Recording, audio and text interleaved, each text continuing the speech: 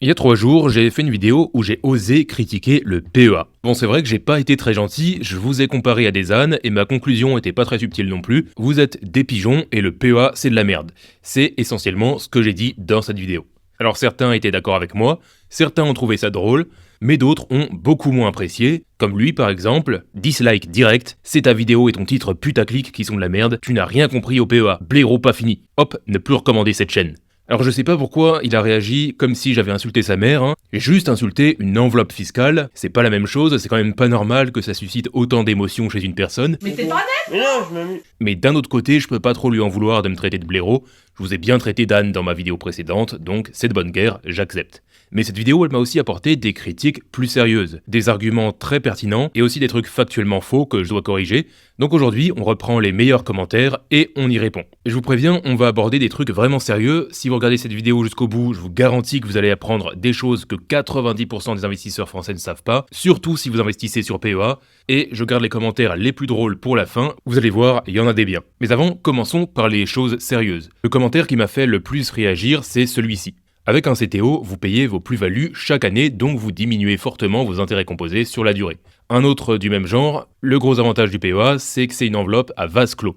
Si tu touches à rien, il n'y a pas de taxe, alors que le CTO, chaque année, les gains et les plus-values sont soumis à la flat tax. Alors non, c'est faux, et c'est tellement répandu que je suis content qu'on m'ait écrit ça parce que ça me permet de remettre les choses au clair une bonne fois. Sur un compte titre ordinaire, vous payez des impôts dans 2 cas. Le premier, c'est si vous vendez des parts et vous réalisez une plus-value. Le second, c'est si vous touchez des dividendes. Et c'est tout. Si vous ne vendez rien et que votre ETF est capitalisant, c'est-à-dire que les dividendes sont réinvestis automatiquement à l'intérieur du fonds, il se passe rien. Zéro impôt, le fisc va pas débarquer chez vous en décembre pour taxer vos plus-values latentes, vos gains restent dans l'ETF, ils continuent de composer et personne vient y toucher.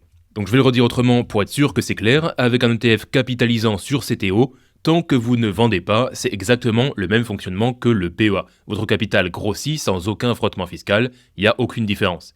Maintenant, il y a aussi plusieurs personnes qui m'ont dit que j'avais oublié un avantage du PEA, les arbitrages sans frottement fiscal. Et c'est vrai, sur un PEA, vous pouvez vendre une action et en acheter une autre sans déclencher d'imposition. Sur un CTO, chaque vente avec plus-value passe à la caisse. C'est un vrai avantage et je ne l'ai pas mentionné dans ma vidéo. Ceci dit, c'est un avantage qui concerne uniquement les gens qui font du stock picking ou qui changent de stratégie régulièrement. Si vous faites ce que je fais, c'est-à-dire acheter un seul ETF capitalisant tous les mois sans jamais vendre, vous n'arbitrez jamais, donc cet avantage, il n'existe pas pour vous. Et même si vous faites du stock picking, posez-vous la question, vous faites du stock picking, mais sur quoi ? Sur le PEA, vous êtes limité aux actions européennes. Vous n'avez aucun accès aux meilleures entreprises du monde. Donc oui, vous pouvez arbitrer sans friction fiscale, mais uniquement avec un choix très limité. Si vous voulez faire du stock picking sérieux sur les meilleures entreprises du monde, le PEA vous coupe l'accès à la moitié du terrain. Et tant qu'on parle des trucs que j'ai pas mentionnés, un autre commentaire m'a rappelé un inconvénient du PEA que j'aurais dû citer, et ce commentaire, il vient d'un mec qui investit lui-même sur PEA et qui défend son choix. Il m'a écrit que sur PEA, quand vous touchez des dividendes d'actions européennes hors France, vous êtes soumis à la retenue à la source du pays d'origine. Et contrairement au CTO, le PEA ne bénéficie pas des conventions fiscales internationales. Donc vous ne pouvez pas récupérer cet impôt via un crédit d'impôt. En gros, si vous avez des actions néerlandaises, allemandes ou italiennes par exemple, une partie de vos dividendes part dans les caisses de ces pays et vous ne les reverrez jamais. Et ça, pour une enveloppe qu'on présente comme fiscalement avantageuse, c'est quand même un sacré trou dans la raquette. Et je rappelle que c'est quand même un défenseur du PEA qui me le dit. Maintenant, un commentaire qui m'a fait sourire. À votre décès, votre PEA devient un CTO, donc il est parfaitement transmissible. Alors techniquement c'est vrai, quand vous décédez, votre PEA est clôturé, les prélèvements sociaux sont prélevés sur les plus-values, et vos héritiers reçoivent les titres sous forme de CTO. Donc c'est vrai, sauf que c'est exactement mon argument. Votre PEA finit par devenir un CTO dans tous les cas, sauf qu'avant de devenir un CTO, il passe d'abord par la case prélèvements sociaux sur toutes vos plus-values. Alors que si vous aviez eu un CTO dès le départ avec un ETF capitalisant, vos plus-values latentes auraient pu être transmises via une donation de votre vivant avec purge des plus-values. Et ça, le PEA ne le permet pas. Donc dire que le PEA devient un CTO au décès, c'est pas un argument valable. Maintenant prenons un argument qui est au contraire très légitime. Plusieurs d'entre vous ont écrit des trucs du type « Tu dis que la fiscalité du PEA peut changer, mais celle du CTO aussi ». Ou encore « Et l'exit tax et l'impôt universel ». Ou même « L'État américain pourrait bloquer les investisseurs étrangers ». Et oui, tout peut changer. Je suis complètement d'accord, le CTO il n'est pas immunisé contre les décisions politiques, mais il y a une différence fondamentale entre le PEA et le CTO que certains d'entre vous ne semblent pas comprendre. Le PEA c'est une exception, c'est une niche fiscale française. C'est un cadeau, et un cadeau, ça se retire facilement. Le CTO, par contre, c'est la norme internationale. C'est le standard dans le monde entier pour investir en bourse.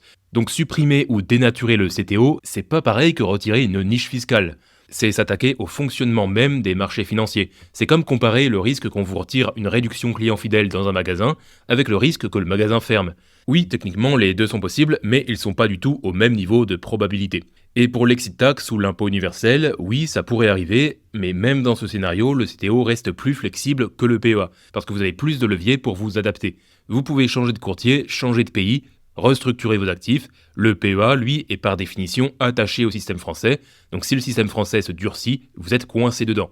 Et d'ailleurs, petit point de nuance, plusieurs d'entre vous m'ont dit que la clôture du PEA en cas d'expatriation n'est pas systématique, et c'est vrai, dans certains cas, un non-résident peut conserver son PEA. C'est possible, et je l'avais un peu trop simplifié dans ma vidéo, mais il faut savoir que ça dépend de votre courtier, de votre pays de destination et des conventions fiscales en vigueur. Parce que certains courtiers vous ferment le PEA dès que vous changez de résidence fiscale. Et surtout, même si vous gardez votre PEA ouvert depuis l'étranger, vous restez soumis à la réglementation française sur ce PEA. Autrement dit, vous êtes toujours attaché à la laisse, c'est juste que cette laisse est un peu plus longue. Et un commentaire m'a posé une très bonne question. Il dit en gros, dans un ETF synthétique, l'argent est quand même investi en actions européennes. Donc l'État s'en fiche que la performance répliquée soit américaine, puisque le capital sous-jacent finance l'Europe. Pourquoi Bercy irait casser ça ? Et franchement, c'est un très bon point. La personne qui a écrit ça est très raisonnée. Mais le problème, c'est que ça suppose que l'État raisonne lui aussi comme un investisseur. Et l'État ne raisonne pas comme un investisseur. L'État raisonne comme un politicien. Le PEA a été créé pour que les Français investissent dans les entreprises européennes. C'est pas moi qui le dis, c'est la loi.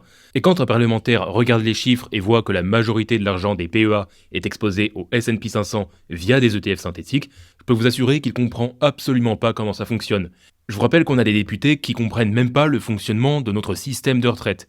Donc le député, tout ce qu'il voit, c'est un détournement de l'objectif initial du PEA et un détournement de la loi. Même s'il comprend pas les lois qu'il vote, il va quand même les voter. Et sur le fait que les ETF synthétiques sont un détournement de la loi, c'est vrai, c'est objectivement un détournement de l'esprit de cette enveloppe.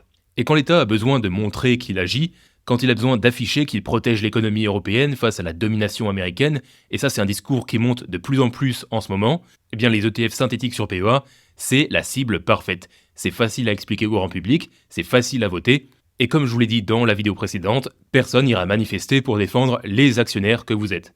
Donc l'intérêt de l'État, il n'est pas financier, il est politique, et les décisions politiques, elles suivent rarement une logique financière. Ensuite, une question sur la déclaration d'impôt sur CTO. Un commentaire me dit qu'il a renoncé à investir sur CTO parce que c'est un calvaire à déclarer.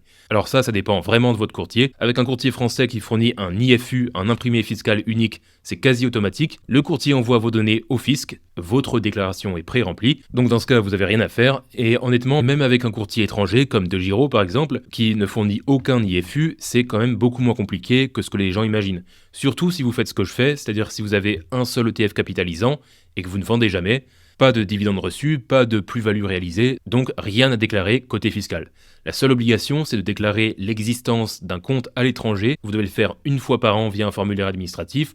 Ça prend 5 minutes, vous renseignez le nom du courtier, son adresse, son numéro de compte, et c'est terminé. Donc c'est pas un calvaire, et c'est très rapide.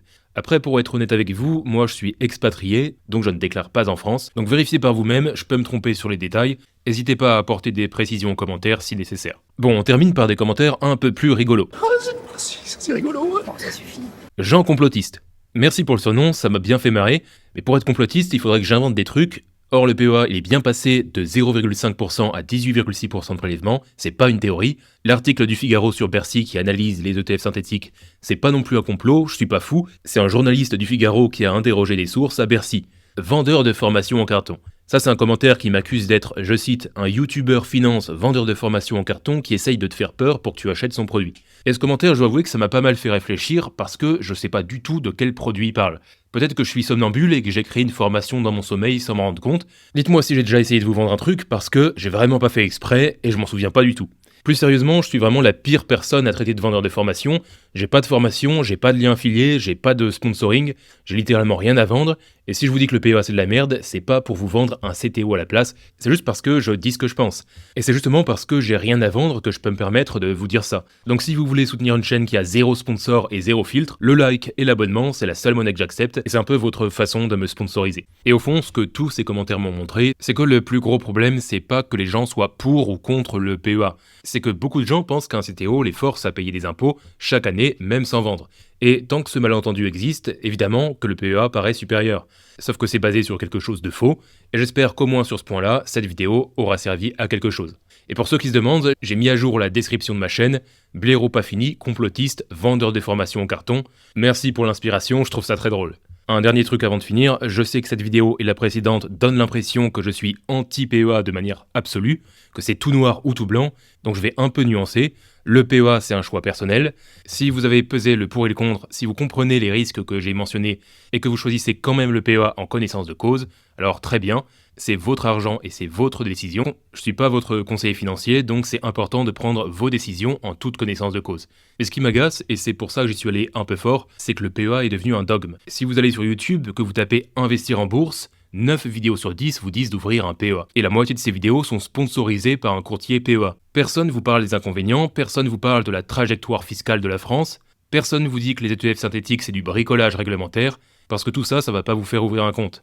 Moi, j'ai rien à vendre, donc je peux me permettre de brusquer un peu mon public, quitte à perdre des abonnés, quitte à me faire traiter de blaireau, et quitte à me faire traiter de complotiste et de vendeur de formation en carton. Si c'est le prix à payer pour que vous ayez au moins entendu quelque chose d'utile avant de prendre votre décision, ça me va très bien.